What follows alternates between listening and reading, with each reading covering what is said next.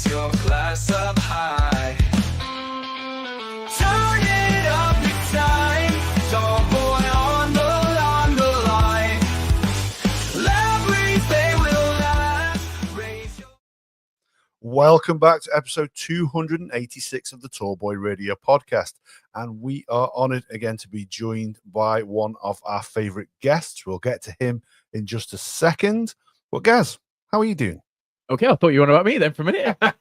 No, I'm all good. Second favorite. Second favorite, yeah. Evening all, evening the world. Everything's good in Gaz land, as they say. We're busy as always, but yeah, looking forward to this. It's a guest we've had on, as Adam sort of briefly alluded to previously, and we love him every time he does come on. So without further ado, Vernon, do you want to introduce yourself and say hi to all our listeners? Okay, well, my name is Vernon Geberth. I'm a lieutenant commander retired from the NYPD. I'm a homicide and forensic consultant, traveled all over the world. I got over 50 years of law enforcement experience in homicide and got a bunch of letters after my name says I'm smart. But I'm the same son of a bitch I was 50 years ago. And who are we to argue? Well, tonight Vernon has kindly agreed to come back on, and he's going to be talking about some of the files that you can see in his book here, The Godfather of Homicide. We will, of course, as we always do, share a link in the show notes so you can pick this up on Amazon. It is well worth it. So what we've done is we've picked 5 cases out of here, and he's going to give us some of the background details on that. And actually, he's kindly shared some of the news footage from one of the ones that we're going to be looking at, which is probably the one we're going to look at first. So which one do we want to start off with then, Vernon? I think we'll start with one where I was about to exit the police department because it turned out to be a serial murder case. We didn't know it at the time. And it was a Friday morning. I got notified by one of my detectives from the command I was in charge of before, the 5-0 squad. And he called me at the borough headquarters and said, "Hey, boss, a homicide just came in. It sounds like the kind of case you better get involved with before it gets screwed up." Now, to me, that's a better order than a command order, because as a detective telling me what I'm going to walk into.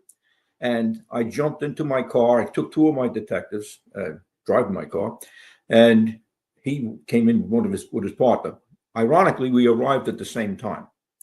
And when we arrived, the uniform officers from the 5-0 precinct had everything under control. Now, the one thing I did, and it's probably the smartest thing I did as a commander, in every command I worked in, I always addressed the outgoing platoon and told them what we expect from them at crime scenes.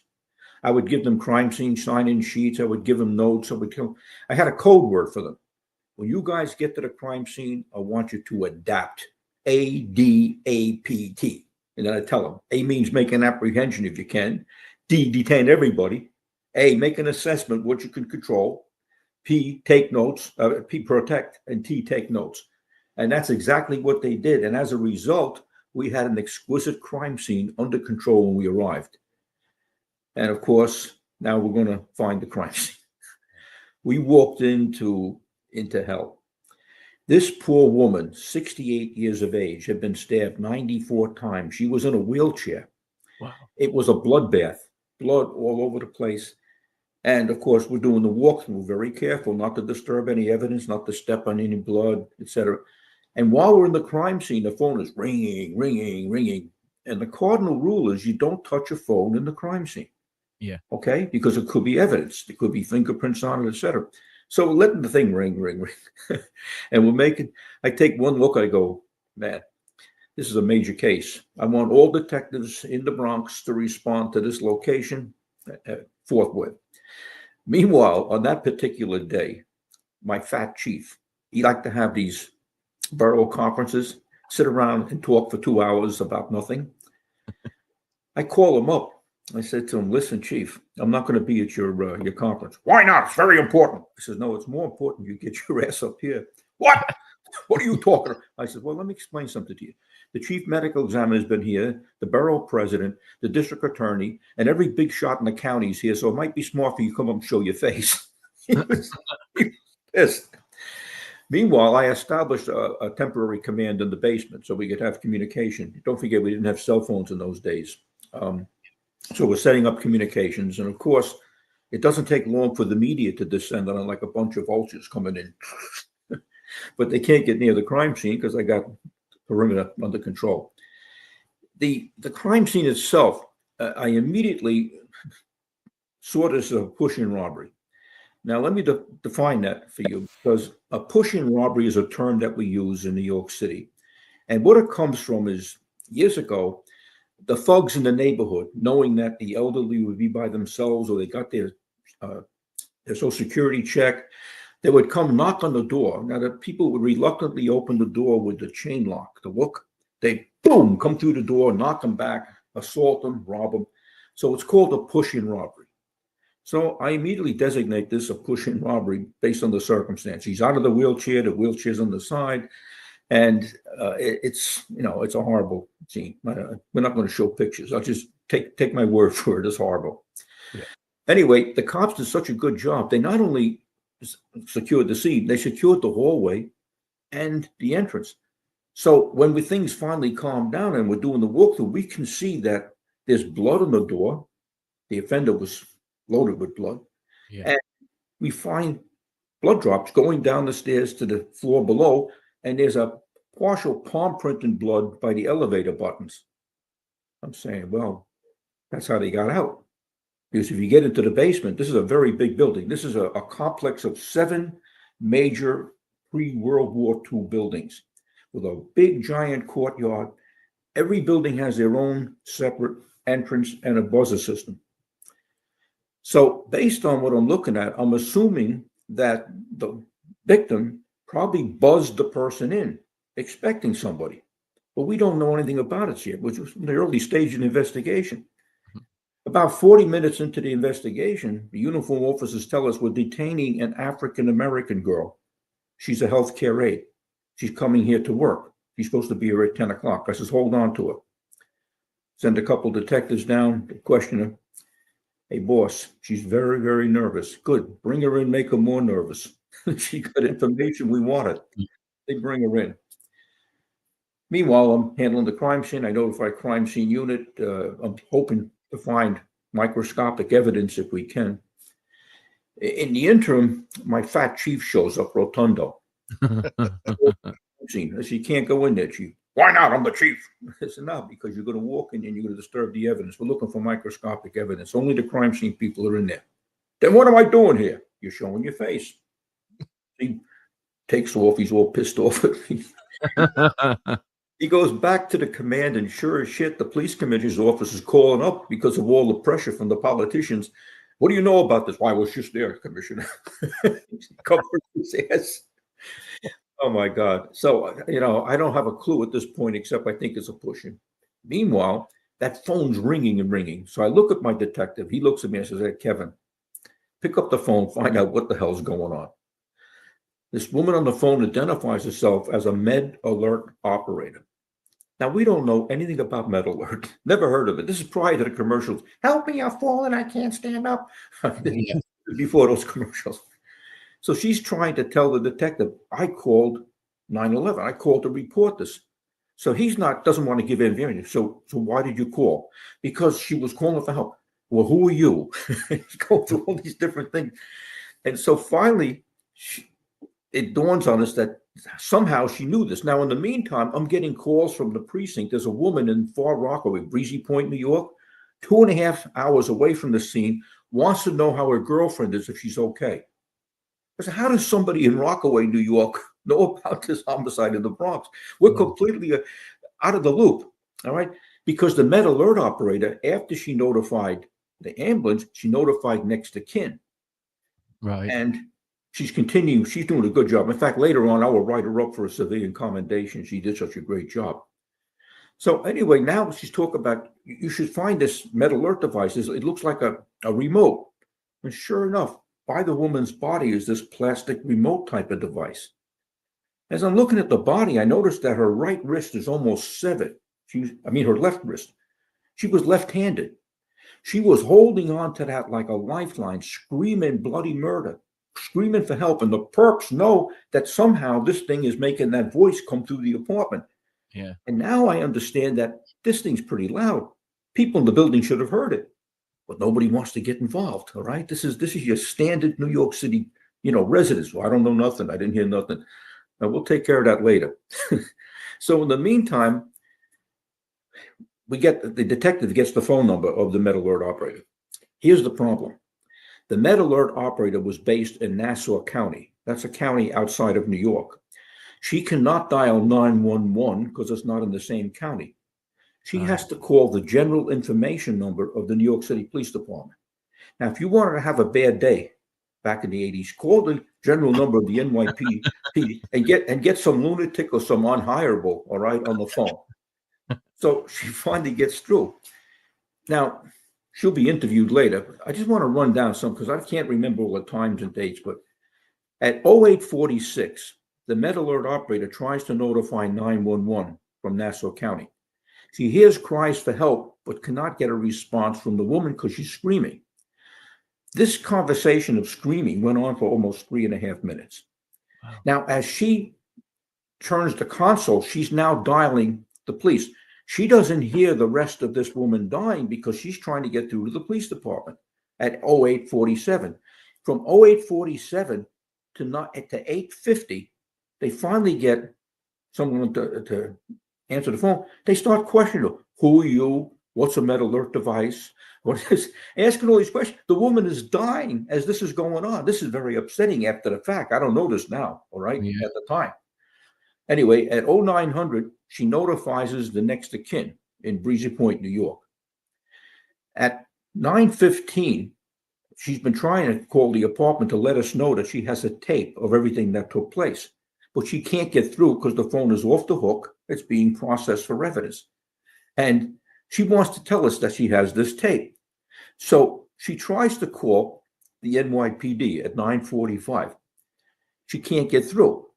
So what happens is, out of her frustration, she calls the Nassau County Police and asks the Nassau County Police to connect her to the New York City Police. Right. This is very frustrating, Anyway, she finally gets through, and they connect her to this Queens area, which is another county in New York. Queens County is closest to Nassau, and whoever she gets is obviously brain dead. This person, I don't know how the hell they hide her. In any event, she tells him, "Listen, this is a homicide. I'm trying to tell the detectives that I have everything on tape for them." So now the brain dead person hands it over to a bureaucrat. The bureaucrat wants to get rid of the phone number. Well, why don't you tell the police what you have? Why are you calling us? Because you're the police department. I'm trying to call you. Well, listen, then you tell us, you try to tell the police what you want to tell us. So finally she says, no, I can't get through because the phone is being processed for fingerprints. The operator knows more than the damn police operator. So finally she goes, okay, then we'll let them know. She didn't let us know. Wow. We find that out later when we call up to find out who she is and what she has.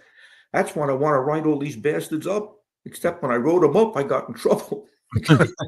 They're untouchable. These are the unhireables. You can't touch them. Anyway, at this point, I got all kinds of news people coming in between, and we're processing the scene. I got additional detectives. I have 15 detectives going through the building, trying to find if there was a witness, an eyewitness, an ear witness, or some kind of a witness. Meanwhile, I get notified by the detectives who brought the African-American girl in. She reluctantly gives up the fact that on Monday, when she was there at Mrs. Fumasoli's apartment to help her, this black girl, street girl from the Bronx, who used to work for her but got fired for stealing, shows up and bullshits the African girl into letting her visit with Mrs. Fumasoli. She's not supposed to let anybody into the client's apartment. That's a standing order. Yeah. Well, she gets bullshitted by the streetwise character, right? So when she gets in, she goes, get me a drink of water. So the African girl goes over to get a drink of water. Well, she's getting her a drink of water. She goes in the pocketbook, grabs $70. And she goes like this to the old lady. The old lady's eyes are like this. So finally she leaves. Mrs. Fumasoli said, why did you let her into the apartment? She stole $70 from my pocketbook. The black girl who needs the job says, please don't say, I'll get the money back for you. I'll get the money for you that you lost. Before she left, she says to the African girl, by the way, what hours do you work? Well, I work 9 to 5, except on Friday when I come in at 10. Oh, he has the same schedule I have. She has just set the old lady up for a push-in robbery with a partner. Wow. This is really, really upsetting. So now that I have this information, and of course, in between, I'm handling the news and I'm telling the news people, we don't tell them they have a tape. I made the mistake of telling Rotundo that we had a tape. So what does he do? He tells the news media. Now I look like a fool because I'm trying to keep the tape a secret. It's evidence. Okay. Yeah. So what I'm telling the reporters, well, she was able to make a phone call from her phone, and the police got there within minutes. I don't tell them it took 10 minutes. They got there within minutes. I'm trying to cover everything, but I can't because I'm being sabotaged by Fatso back at the command. Anyway, we have this information. So the black girl's definitely afraid, the African girl, of losing her job. I said, she's not going to lose anything. When I finish over here, I'll be back. I call up the two shysters that had run that operation. I said, listen, you try to fire her, the next visit's going to be the news media. I'm about to give you a bad day. You've hired a killer as a healthcare aide. Okay? So she's not fired, she's our witness, and I'll be checking with you. Now, when we get back, we do a check on the, excuse me, we do a check of the visits. We find out that our suspect, Annette Washington, was also the healthcare aide for a woman 85 years of age named Loretta O'Flaherty, who on August 15th became the victim of a push-in robbery in another precinct in the Bronx. Right. I go, holy shit, we got a serial killer. Yeah. I grab a hold of the detectives. I notified them. I says, get your case folder and come on in. We're having a task force. I'm forming a task force right now. If you look at the two crime scenes, if you look at the photographs that we took, it's like a carbon copy. The kitchen drawer's open where the knife comes from. The victim's body's on the floor by the door. In the Loretta O'Flaherty case, her clothing's pulled up to expose her underwear because these street characters think that elderly hide the money in their underwear because they're afraid. They don't know where to put it. It's horrible living. Like in the South Bronx, this is not the South Bronx we're at right now. This is a high, a highfalutin area. I mean, this is the high rent district. Okay, they don't have cases like this, but I recognize it right away from my experience as a push-in. Now, years ago, from white flight, people getting out of the city, they would leave the elderly behind. These elderly became victims of these street thugs that would hit them every 30 days when the SSI check came out. And it got so bad, because at the time I was in the 7th homicide, we were handling homicide cases of elderly being mugged and sometimes even raped. 80 years of age being raped by some animal. So what they formed is a special unit it was called the SCREW unit, Senior Citizens Robbery Unit. And they would focus on the elderly. They would help them get their checks cashed. They would give them advice. They would help them move. Turns out we had two little shits, two black characters, two thugs, were responsible for 60% of the robberies and the murders. Unbelievable. So this is what we're dealing with. Now that I have the other detectives involved, I'm going to form a task force. I'm looking at I get the two shysters from the Progressive Healthcare. I said to them, I want all the client lists you have for Annette Washington. That's confidential information. That's protected. No, it's not protected anymore because if you don't give it up, I'm going to give your name to the news media. I'll be down there to get it. I get the list, and the first thing I do is I have a team of detectives go to each one of these people's apartments and houses to make sure that they're not a victim or haven't become a victim. And we uncover 2 attempts. They couldn't get through one location because there was a doorman. You see what's going on here. Yeah. Time is against us. Yeah. So now I put her under surveillance because we know who she is. We haven't brought her in yet because we don't have probable cause. During the surveillance, we see her, she's with 2 male blacks, one of whom has a prior for robbery. But that's not our suspect. It's this other character who comes in and out. She's with him, she's not with him, she's with him. That's the main subject. That's the guy we want. But she's the weak link. So I said, we got to bring her in. We got to get her to confess and give it up. So We don't have much evidence. I made believe we had a lot of evidence. We don't have much evidence. I'm going to conduct what's called a psychological interview, in which it's not going to be if you did it, it's going to be why you did it and who were you with. So the first thing we did, we had a picture of her from healthcare people that she was working. She got an ID picture. I get the ID picture, I send it downtown to our photo unit. And I says, make up a wanted poster with a sketch of this person, okay? So when she comes walking into the station house, she's going to be invited in for an interview. The first thing she sees is her mug on a wanted picture. In the meantime, we've enhanced the tape. We were able to get the following words, a male and a female. The male is mumbling. We can't hear him. It took us 2 weeks to get this. After 2 weeks, we get the enhanced tape.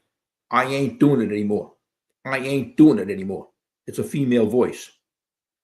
Mm-hmm. So she's going to come in. I'm going to have her say those words in a tape recorder. In the meantime, I got a long EKG tape from the medical unit. And when she says those words, I ain't doing it anymore, it's going to come out. And I'm going to tell her, see, that's a voice print. That's you. Trickery and deceit. Are we allowed to do that? Yes, there's a Supreme Court decision, Fraser versus Cup, 1969. You can use trickery and deceit. She gives it up, but she won't give up the mail. She won't say who it is. Are you going to go to jail for a serial murder and you're not giving up you? I can't. I'm afraid for my baby and my husband. Well, in any event, when we get to court for the arraignment, we see the unknown male black from surveillance. Guess who it turns out to be? Her brother-in-law. Wow. It turns out that her husband and the husband's sister, two hardworking black people, okay, went to work every day, and their two mates got together and did crack and screwed around. The waters have been poisoned. They made it racial. Now everybody's mad at us, okay? We try to get the district attorney to convene a grand jury so we can present evidence and bring it in. He refuses because it would complicate his prosecution. I had no use for this district attorney. His name was Mario Maroli. He was a thug. I had no use for him whatsoever. We're ordered to shut down. We had to shut down the investigation because of that and because of my chief. And that's very frustrating. But we got the case solved and we saved people. Wow. Yeah, incredible. Shocking. So what I'll play now then for people is a little bit of the news media at the time and how they reported on it. And then you can talk us through a few of the things there afterwards, Vernon. I apologize a little bit for the background noise on this one because it was taken off of VHS tape, so there's a little bit of a buzz on the background. The Riverdale section of the Bronx is the crown jewel of the borough. Parts of it contain some of the city's most exclusive sections. It is home to middle-class residents as well as Stanley Friedman, the Bronx Democratic leader, Herman Badillo, and the borough president. But today, the quiet at 3900 Greystone Avenue, an apartment complex, was shattered with industrial sounds. Edward Flynn, conscious female. 279 East Fordham Road, 279 East Fordham, T-Route East Kingsbridge. Police were taking out whole sections of the wall and floor of apartment 33B. That's where Edna Fumasoli, 68, had lived for 28 years, until today. She was stabbed over 40 times in the face and chest, possibly with more than one knife. Police found one blade bent out of shape from the force of hitting her bones. The head of the Bronx Homicide Unit told us that unlike other murders, this time they know exactly when the murder occurred, 8:46, because of the med alert that was activated in her apartment. Within 6 minutes of those frantic screams for help, police officers arrived, opened the door to the apartment, was ajar, and saw the body of the victim lying in the hallway. Edna had a med alert hookup because she was confined to a wheelchair. One of the leads Lieutenant Geberth has to work with is the med alert tape, which recorded Edna's screams and sounds made by her killer. A lot of old people live in this building. A lot of people stay to themselves, you know. Neighbors we talked to said that Edna was a loner. She had no next of kin and had her food delivered. Residents watched the arrival of Dr. Elliot Gross, the chief medical examiner, and the steady flow of police, who told us it was a busy day for Bronx homicide. 5 killed as of 4:30 this afternoon. What we do have in our favor is that the first officers who arrived completely secured both the scene and the area. And as a result, we have obtained much additional forensic evidence that ordinarily would have been lost or dissipated or contaminated. Who's that good-looking guy on that video, by the way? You know, and he had his and he was bullshitting, you know, all that evidence. But guess what we did?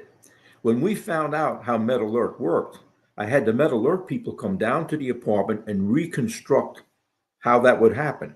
And I had that played over and over and over again in the building as under the pretense that we wanted to see where you could hear the sound. The building management had an order of cease and desist. But because we did that, a woman came forward and said, I didn't want to get involved, but I saw the healthcare aide that used to work for Edna Fumasoli run from the apartment as I was coming home from work. And that was a very important witness for us.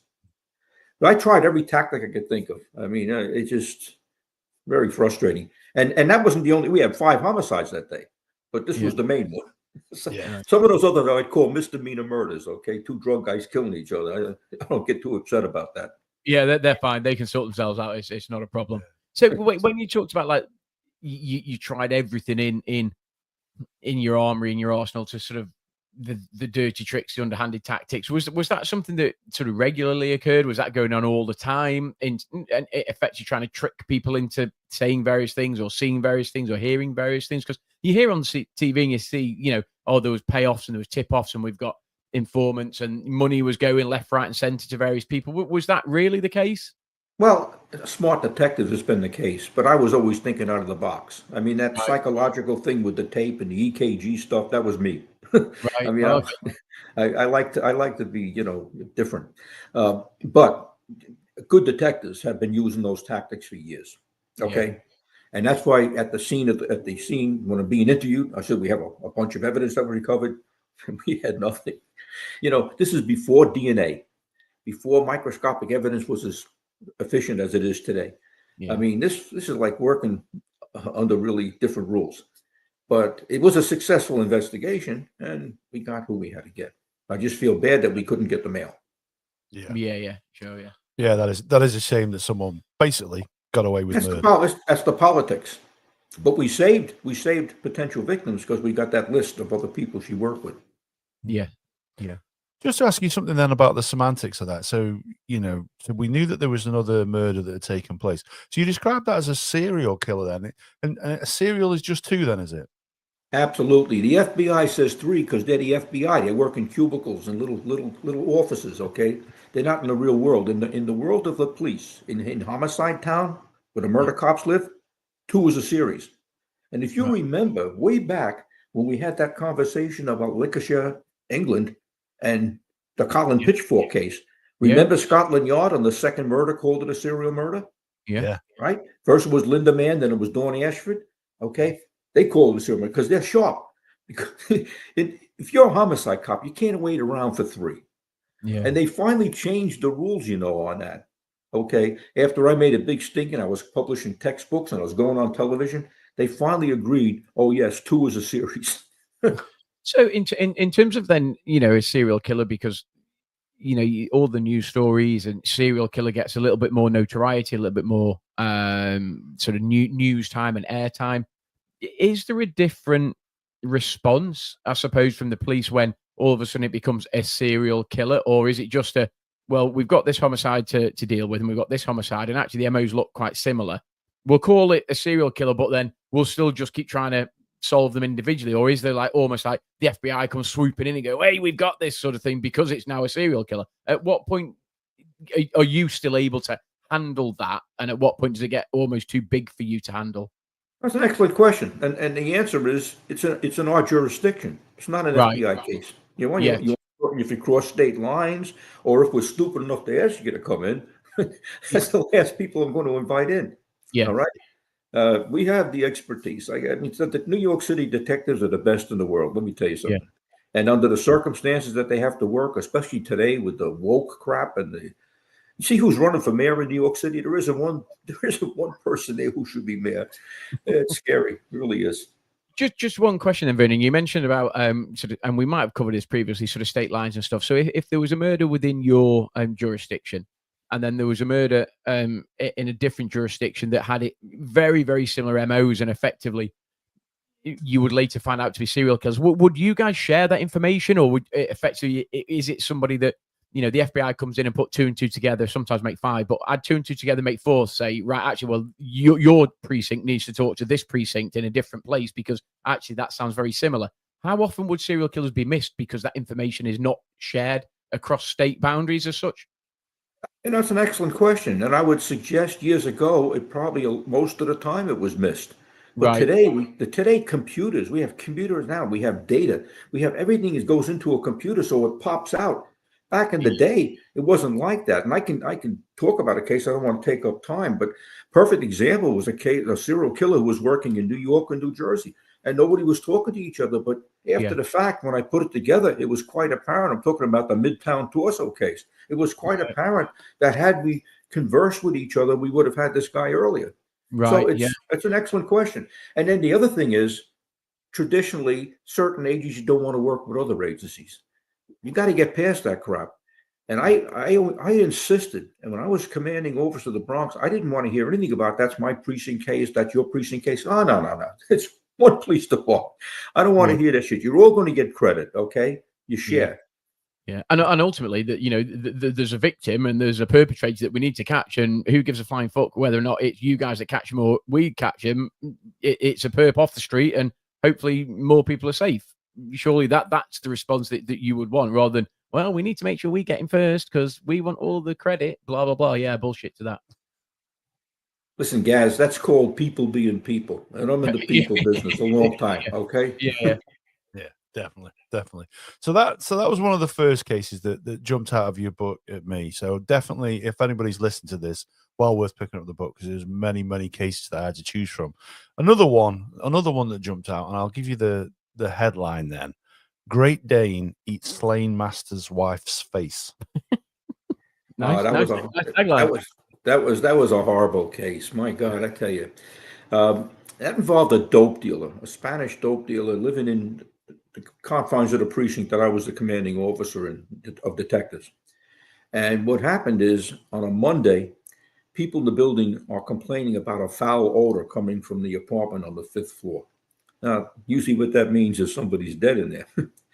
Well, in this particular case, the apartment was secured with multiple locks. You couldn't get through the front door. The uniform officer said the only way in is through the fire escape, but there's a Great Dane up there. So I climbed up the fire escape, and holy shit, I see this beast. That's the biggest damn dog I've ever seen, right? Well, this lunatic had this Great Dane trained as an attack dog. That's the last thing you need. Usually they're very docile, Great Danes. They're good dogs. This guy was a maniac. So I call our emergency service unit. That's like our SWAT team. And I said, listen, you got to get here. We got to neutralize this dog. I think there's a baby. There's already heard a baby crying. Well, anyway, they come in. It took 3 darts to bring this thing down. So we had a big chain, and we hooked them up to a radiator. It's an old-fashioned heating unit in the old apartments. Nothing moves it. Let me have one of them dart guns, because if he wakes up and he's getting another shot, I'm sorry. Get into the apartment, and I basically rescued a little baby in the crib. And I have one of my detectives open the door to let the other cops come in. And the apartment stinks. It's a stench of death. We got 2 rotting corpses and this poor little thing with a dirty diaper, malnutrition. I mean, very lethargic. God. I look at the crime scene and I see this woman, and her whole face is gone because the dog ate the face. And she's laying across his lap. And what's really ironic about this, there's 2 big screen TVs, both tuned to a different channel, blasting, right? And then I see him with the gun clutched in his hand. There's something called cadaveric spasm. It's a dynamic when the homicide, they'll tighten the grip on the gun. It's not rigor mortis. It's a stepper dynamic. You have to literally pry the gun from their hands. Right. So I know immediately he killed her, and then he killed himself. All right. So it's a homicide-suicide. Let's get this kid out of here. I got an ambulance responding. In the meantime, people in the building called, the woman's name was Lucy, called Lucy's mother, okay? And she arrives, and she's, of course, hysterical. My daughter. I was like, you can't see your daughter because you don't want to see this. I said, but I have the baby. I'm going to let you hold the baby and take the baby to the hospital in the ambulance. Why? Because this baby's been in hell for 3 days, stench, malnutrition, dirty diaper. Psychologically, I hope that Kyle recovers, but she needs somebody nourishing. She needs somebody to hold her that she knows. Yeah. Off they go. In the meantime, I'm crossing the scene. There's a bunch of cocaine. This guy's a big deal. Question people in the building. We find out on Friday night when he came home, he was using too much of his own product. He thought everybody was like a DEA agent. His wife was very friendly to him, but she was scared shit of him because he was an abusive personality. As they're coming in the building, Lucy goes, "Hi, Maria. You're dead," he says. Just like that. Wow. Late Friday night, people said they heard shots, but they don't want to get involved. They didn't call the police. So from Friday night until Monday, that little baby was in there. Jeez. So I finished processing the scene. I go back to my command, and all of a sudden I get a call from social services at the hospital. I got some bureaucrat who wants to know by whose authority did you give that baby to this grandmother? I says, who the hell are you talking to? By the authority vested in me as squad commander, I designate this a homicide, suicide. He killed his wife. He left the baby to be eaten by the dog. She was the next meal. And who the fuck are you to talk to me like that? I just blast her, right? And if you don't like it, report me. I don't give a shit. Yeah. Wow. You know what I did? I was unburdening myself at her expense for being a jerk. Yeah. Just one question on what you said there, and again, you know, you mentioned it, and I don't know whether it's necessarily symptomatic in New York City or the major big cities, but you know, people heard gunshots but then didn't want to report it or said I never heard anything, or you know, how often does that happen? Because I can't get my head around. You know, we live in a leafy suburb in Cheshire, and you know, me and Beans, you know, and it's like if we hear a gunshot, we're like, shit, that was a gunshot. And if anybody says, "Did you hear a gunshot?" Yeah, we did, and we tell. You know, how often the normal response would be to dial 911. Correct. But you got to know these neighborhoods. In the South Bronx, they hear shots fired all the time. In fact, the funniest thing is, did you hear any shots? Yeah, all the time. You know. So which ones are you talking about? Which one do you mean? Which one do you? So is that because of fear of either repercussion from the people that effectively they might be ratting out, or is it that I don't know, they've got something to hide themselves personally and they don't want involvement with the police personally, or is it almost all of the above sort of thing? Well, it could be all of the above. I think for the most part, they don't want to get involved with the police. Nobody wants to be a witness, okay? And in some neighborhoods, you can't afford to be the witness. Why do you think we don't question people in the street about information? Because they can't afford to talk to you. Yeah. They got to live there. So I know that. So when I want to talk to somebody, I don't talk to them in the street or in front of the crowd. They hear from me privately. Sure. And listen, this is like undercover investigation. That's what it boils down to. Yeah. You know, a lot of people who are not aware of that could get somebody killed or hurt. Yeah. Especially when you're dealing with gangbangers. Yeah, absolutely. Hey, guys, I saw you talking to the police. What were you talking about? Right? Didn't say anything. Didn't say anything. Yeah, you did. What did you write as that? Didn't say anything. Yeah, bang, you're dead. Oh, wow, okay. Well, I can't say anything now, can I? You know, it's like, but and that's like, and I know it's an indictment of lots of main cities, and you might get in, down to in middle of London and stuff, but that's a really sad sort of state of affairs that you look at sort of society and go, actually, because of the areas that a lot of these cities have turned into, and a lot of the criminality that's involved within the middle of the cities. That's like a really just sad indictment, really, that, people would rather not talk to the police about potentially a homicide through fear of reprisal than actually potentially give some information that might actually catch a perp sort of thing. You know what I mean? And that's for me, that's a really sad thought. And I know it happens in loads of main cities all over the world and stuff, but for me, that's quite a sad indictment on society, I think. Yeah, it is. It is. Is that area any better now, or is it still the same? Well, how much you want to bet in my neighborhood if I hear shots fired, I'll be calling 911. All right? Why do you think the cops live in the suburbs? All right, so they can raise their kids and their family in relative safety. Yeah.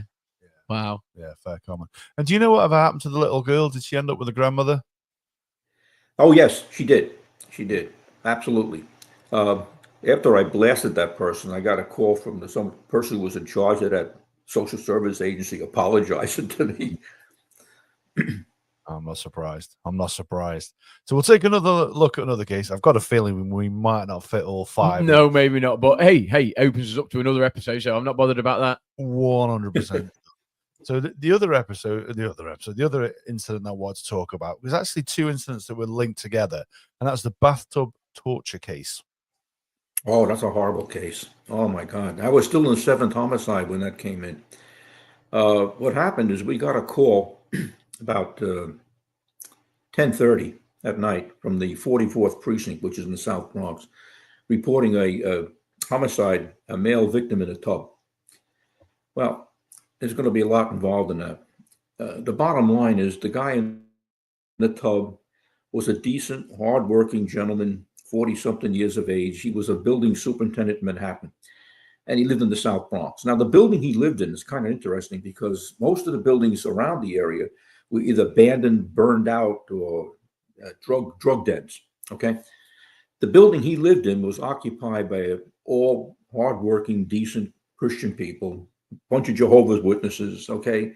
So basically, they were decent people. They don't want to get involved with the police, but they're decent people. Well, they reported the activity of a number of male, black, and females running through the building. Well, it turns out that it was a Friday night. He went out to have supper to a local diner. And while he was having supper, these two females approach him and engage him in conversation. And one of the girls is from Panama. He was a Panamanian. Now, I don't know what the conversation was, but they probably had some sort of link from Panama. In any event, they decide to go back to his apartment and do some smoke, marijuana. It's a bottle of wine. So in his world, here he is, an elderly guy compared to these girls, and he invites them into the apartment, and they're going to have some wine, and they're going to smoke. And all of a sudden, one of the girls says, I'd like to go out and get some angel dust. So he gives her some money to get angel dust. He doesn't realize he's being set up. When she comes back, she unsecures the door. All right. He's very conscious living in this area, so he goes back and locks the door. Meanwhile, one of the girls goes to use the bathroom, and she unlocks the door. All of a sudden, 5 thugs come in, and they begin to torture him, cut him. They had a machete on the wall. They took the machete, they cut him, they gagged him. They filled the tub with water because they're looking for a stash. They think he has money because in their mind, in these street urchins' mind, people who work have money. He has no money. He's living from paycheck to paycheck. He had $1,000 worth of tools in his apartment, but these idiots wouldn't know how to use the tools. All right, they were all crackheads.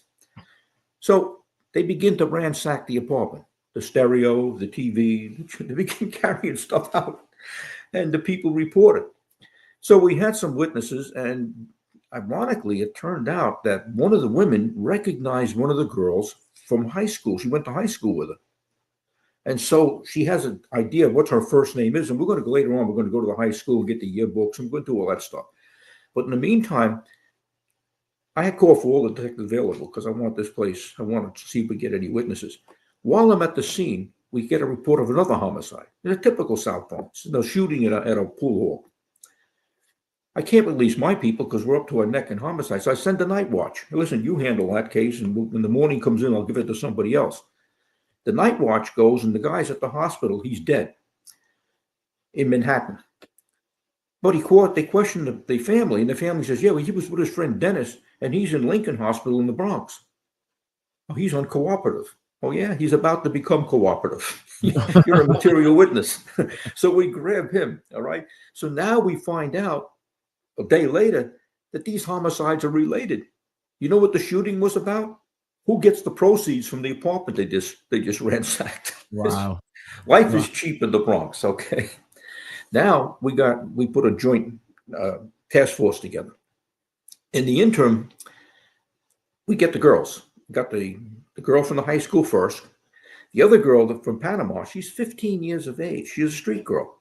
She lives in Brooklyn, but she hangs out in the Bronx.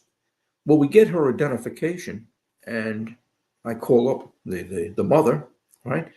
And I send detectives out there, and she's not there. The mother says, well, so she doesn't stay here much. She stays in the Bronx with friends.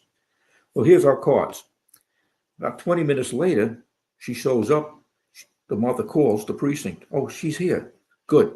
I call the local precinct in Brooklyn. Get over there right away. Hold her and bring the mom into the station house. We're going to send detectives. So we get them in. And meanwhile, we have the other girl, and she gives it up. Now, when we get the confession, the protocol is we have to notify the district attorney's office. They have to come down, do an interview, blah, blah, blah. Bottom line is we got the 2 girls under arrest, but the case got so much publicity because of the horrific nature of it, the drowning in the tub and being cut. It's big news. Now we got to try to find the mutts. There's 5 of them. Well, now the fun begins. There's a lot of work in this street level homicide, a lot of footwork, a lot of questioning, a lot of CIs. Turns out there's an informant in Nassau County, in Long Island, that has information. And a detective calls the Bronx and our lieutenant gets involved. Now, he never had an informant before, so now he thinks he's got an informant. The guy's playing him. He's playing him. Yeah. I won't speak to anybody but the lieutenant. Okay. Well, he gives information, some of which is good, some of which is bad. The bottom line is we get information that the perps did a stick up before they left because they know the heat's on. They're going to get out of the city. And they hit a numbers place, and they hit a after hours club for money with guns. The information given by the lieutenant's informant is that they're on their way to Georgia. They're leaving the city. So this comes in about 8 o'clock at night. The bus is due in Macon, Georgia at 4:30 in the morning. I grab a detective. I call downtown. I notify the Georgia authorities. I jump on a plane. We got to the airport in 40 minutes, 90 miles an hour. In those days, you didn't have to take your shoes off, right? Get on the plane just in time. We get on the plane connects in Atlanta. We get down to Macon, Georgia, and we meet the Georgia authorities, and they come out with a SWAT team and a half. I'm saying, holy shit, these guys are dead. They come off the bus. The FBI is going to be locking me up next. Anyway, the bus comes in. They're not on it. Wow. We got flummoxed. It was bullshit. Oh, Now, wow. we've got to go back. The next morning, I come back. Now I'm in all kinds of trouble for jumping on a plane, taking money. Right. Oh, yeah, expenses. Yeah. So meanwhile, the informant gets locked up. And now he's worried because he's going to go to jail. So he calls for the lieutenant. I says, there ain't no lieutenant. Well, I want to tell the truth. I says, no, you're not, because you sent me to Georgia and you sent Ralph, and Ralph's very angry. You don't want to make Ralph angry. This guy, Ralph, he's a scary detective. No, I'll tell you. So meanwhile, turns out the district attorney said you can't talk to him because he's under arrest. I said, well, that doesn't mean anything to me because I'm talking to him on a different matter. So your rules don't mean shit to me. We go to Rikers, and he gives up the whole story. And this time he's telling the truth. They're really going to California. I said, I'm going to kill you. They're going to California. I got a call and I'm going to tell them now. I have to send another teletype out. I already sent the teletype 2 days ago. We were going to Georgia. Now I'm going to send them going to California. Who the hell what are you doing up there in the Bronx? Yeah, but there's a little bit of difference between going using my geography from going maybe from New York or the Bronx to Georgia to New York to California. That's probably a little bit further in my rudimentary understanding of America. That's more expense. I'll be honest with you. It's going to be much more expensive. You're right. But what happened was that, thank God, my captain is Detective John Planska. He's no longer with us, God rest his soul. He was detective oriented. He knows exactly what we got to do. The district attorney's giving me a hard time. I says, listen, you little shit. All I need to hear from you is whether or not you're going to extradite. I don't want to hear any of the other bullshit. I'm not going to extradite because you didn't follow my orders. I said, orders don't apply to me. Look up the law, okay? I'm not talking about your case. I'm talking about a separate case. If you can't make the decision, call somebody who can, because you're a shitbird. Right? 20 minutes later, my boss said he's extraditing. I says, good. Now I got to get to California. So we sent you know what happened? We sent the teletype out. LAPD's waiting for them in LA. The bus comes in. They're not on the bus. I'm saying, oh, here we go again. God. Oh, shit. I don't know what's going to happen now. It turns out they got off the bus in Indio, California. All right. And because they're stupid blacks from the Bronx, they're going to do a robbery in Indio, California. The only problem is there's no black people in Indio, California. So they get caught. Right. The police rounds them up. So now they're under arrest. Now we got the guns that were used in one of the other homicides. We got the evidence. They're in Indio. So we got to get them to convince them to come back. And so we sent 2 detectives out there, Ralph being one of them, somebody else. They agree to come back. So now they're going to come back. So I tell the lieutenant, can I go out to California and get them? No, I'm going to go. You're going to go. What do you know about the case? I'm the commanding officer. I said, okay. Captain says he's not going anywhere. Captain tells him, listen, it's Geberth's case. You're the commanding officer. You have no business going to California. Geberth's going. Well, you can't go. I'm not going to pay overtime. I'll take a charge change. Well, your team can't go either. They'll take a charge change. He's trying to get us to say we won't go. He doesn't know my team. They're loyal to me. Yeah, Boss, whatever you say, charge change, we don't, no overtime, no problem. So we go out and we get big press out there because it's a big deal. They're wanted homicide in New York. And we get a picture taken of all us walking the prisoners out. And we come back to New York. Ironically, Ralph, my number one detective, unbeknownst to us, Internal Affairs has a complaint from one of his informants saying that he was doing this, and that, which is corruption. Well, the date he's doing it, he's with me in California. I says, no problem. I'll be testifying for him. He couldn't have been that because he's in California with me, you bastards. So it was a great case. We tied them all up. Everybody got to jail. Everybody went to jail. And it was a good ending, you know, especially telling IAD they're full of shit. I love that. And just you mentioned there, obviously, the sort of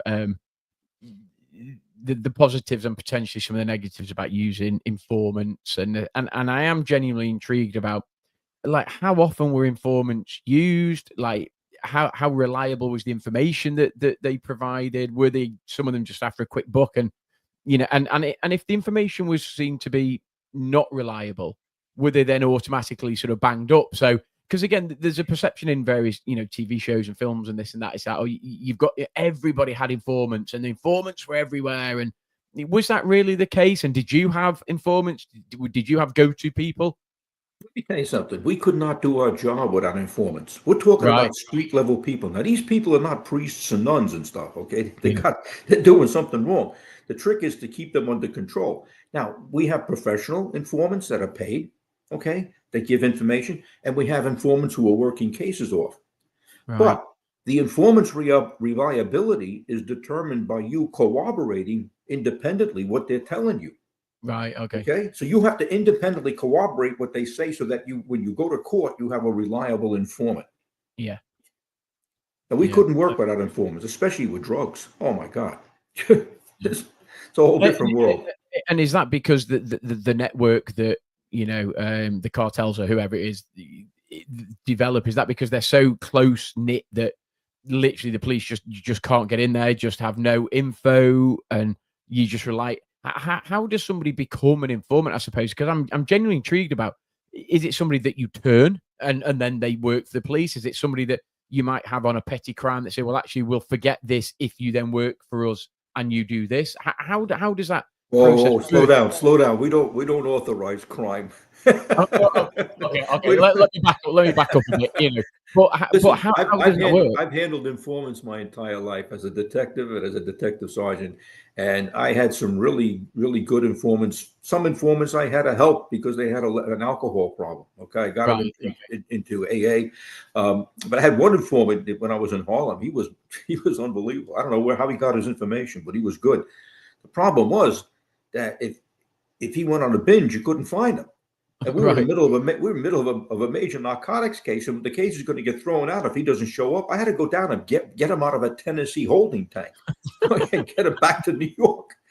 So informants are important, but you never trust an informant, because informants are informants.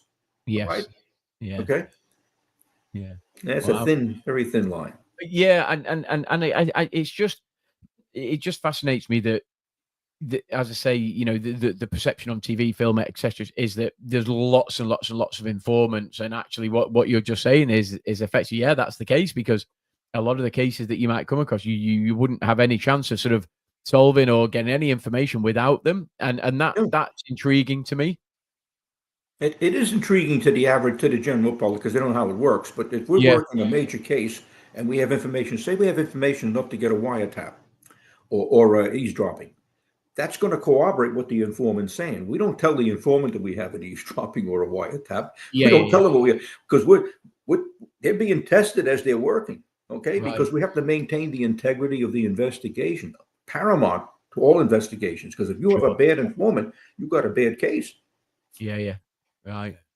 One thing I have to ask as well: how much stick did you get for your trip to Georgia? I got a lot of shit for going to Georgia.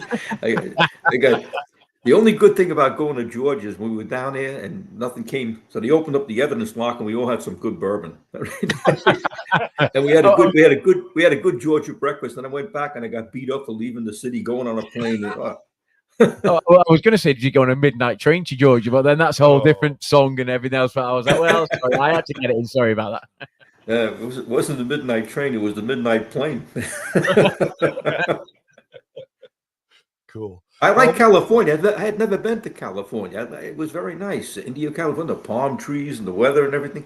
I wouldn't want to live in California with that goofy governor they got out there and that jackass from Los Angeles, Karen Bass. What a jackass. You know, it's a shame. It's a shame. I feel sorry for the people in California. But at the time, it was nice to go there and we enjoyed ourselves. And it was, we made some good friends, you know. Cool. I like making friends. I made friends all over the country. I love it. All over the world. You got 2 friends in us all over the world. Come on, man. don't sell yourself short, man. Come on, all over the world. 100%. So, fine. I mean, we said we'd squeeze 5 cases. All right, and we can definitely do 4. So the other one I wanted to look at is that maybe a little bit more straightforward one. It was the murder of an off-duty cop during a robbery. Yeah, that was a sad case. Oh my God. I was a squad commander in that precinct. He was working off duty to pay for his kids' college tuitions. He was in this place called the Deegan Motel, right off the major Deegan Highway in the Bronx. And it's one of those hotels, you know, like you call it no-tell motel. Like if you're having a girlfriend, you bring her to the Deegan Motel. Anyway, the poor guy's in there and he realizes the place is about to get robbed and he tries to close the door and they shoot right through the door and shoot him in the head. Oh, no. He was dead by the time they got him to the hospital. Now, he's a Yonkers police officer, of course, because he's a police officer, we're really going to be vested in trying to solve this case, but you can't undo the fact that their husband and father's gone. And I attended the funeral service as a representative from New York. I said, we're trying everything we can. The Yonkers police put up a $10,000 reward. I ended up putting a task force together. I had my people and I had people from the major case from downtown. So I had enough detectives. What we're looking for is we had 2 ideas. One idea is that locals must have been responsible because they know that the Deegan Motel, they have cash there. All right. The other possibility is because it's right off the highway, it might be a citywide robbery team because they can jump right on the highway and get away. So we got these 2 theories going, and I got it was kind of funny. I got really strong detectives, strong-willed detectives, and during the heat of battle, 2 of them were at each other. Right? They had 2 different theories. Boss, listen to that. Boss. They call him boss. I said, well, slow down. You each pursue your own theory. I was a detective. I'm not about to tell one detective he's wrong and one detective he's right because they have to resolve it because they have to take each point to its ultimate conclusion. And they'll come together when they realize it. And after 2 or 3 days, the other guy comes back, I was wrong. Don't worry about it. Let's catch the bad guys. So in the meantime, we came up with a suspect, and it looked pretty good because he had a robbery background. The problem was he had an alibi. And we established the alibi. You know, part of our investigation is not only inclusion, it's exclusion. So we had to exclude him temporarily. But I got to tell you a funny story. Remember I told you how I would tell the cops what to do with crime scenes? Yeah. Well, this precinct, they all were armed with the Geberth protocol. I call it the Geberth protocol. When the shots were fired, these guys responded from the 5-0 precinct. They shut the place down. Nobody could leave. Remember that? Adapt, detain, protect, take no. Okay. There was an off-duty cop in the hotel getting laid. Nice. Okay. He tries to tin his way out of the security zone. They tell him, nope, you got to wait for Geberth. He's coming in. Nobody gets out. Well, the poor guy, he never saw nothing, but he gets stuck. Now, the worst thing that could happen to him, his wife finds out. But the bottom line is that's how good my cops were. Nobody's getting out of the security zone. But that's just a little aside. It's kind of interesting. But anyway, we continue with the case and we come up with some additional information. And the guy we eliminated turns out to be our suspect. He's a Haitian from Haiti, and he has a counterpart in Queens. Anyway, to make a long story short, because we're running out of time, what happened was he confesses, gives up his partner. His partner surrenders with an attorney, and we solved the case. And they're going to go to jail. Nice. So just out of interest, then, so this fellow who's working, he's an off-duty cop, and he's working as a nightman at this motel. How common was that cops would have second jobs? At the time, it was quite common because the salaries weren't there, and if you were trying to make it with a family and kids going to school, you try to get a second job. I never worked a second job. I was too busy working the police department. I was making my wife crazy because I'd be working cases, get overtime. But the bottom line is, I didn't believe in working a second job because I wanted total focus on what I was doing, and I didn't want to, blend the two areas. But it was common. A lot of cops, they'd be driving limos, they'd be driving taxis to try to make a buck. The shame of it is they don't pay these officers enough. Sure. And now in this day and age, not only do you not get paid enough, you get abused verbally and physically by animals. I'll tell you right now, I wouldn't take that shit. Anybody lay a hand on me, you go into the hospital and you're going to get a turban. Yeah, no, it is a shame that in a way, the respect for the law enforcement and whatever appears to have gone, and whether that's it's not just in the US, it's here in the UK as well, and it is quite sad that that's the case. It is. Yeah, it is. Well, anyway, I think we got quite a bit accomplished. I like the way you input the other information into it. That was pretty cool. Look, we normally wrap things up, after about an hour or so, and we're about that time. I mean, look, to me, the hour's flown by, really. I'd love to stay for another hour and a half, just chatting to you about stories and things that you've seen and things that you've heard and stuff, and absolutely. And we say this to, we've said this to you before, we'd love to have you back on. I know that Adam's just grabbed, again, the book, so I don't know whether we want to do another quick shout out to where you can get the book from. Well, 100%. The one thing we will say is, you know what I mean? So it's a pretty thick book if you're looking at that side on, if you're watching this on the YouTube or the video version. And there you go. There is The Godfather of Homicide by Vernon Geberth. So you can pick this up off Amazon, which is where I got it from. I would definitely recommend it. As you can see, I've got my little tabs that I put in the top there. You got quite a few tabs in there. That's it, yeah. So I mean, to be fair, this is the thing with your good self. Whenever we get you on to talk through your cases, you know them inside out. You've lived them and you breathe them. So that I do have a number of questions to ask, but by the time you've got through them, most of those have been ticked off. So I really appreciate that. And thank you again for sharing some more of your cases. Thank you. I like that tall glass of beer. Yeah, that'd be nice to have when I'm on there. Yeah, I've just looked at that as well. It looks damn fine. That does. I'll be honest. I got my practical homicide mug. yeah. It's Father's Day gift. This was off the kids. I do love that. I do like that. Yeah, it's pretty cool. It is pretty cool. Made of wood and with a rope handle. I would definitely recommend them. Maybe I'll stick a link to that into the show notes as well as to where you can pick them up from. We're not sponsored by them, just to be clear. Okay. So, Vernon, thank you very much for joining us again. Listen, I want to give you guys a salute. Thank you for the support and the backing. And I'll see you down the road a bit. Amen. And we look forward to the next time that we have you on the podcast. Take care, Dean. Guys, bye-bye. Take care. See you later.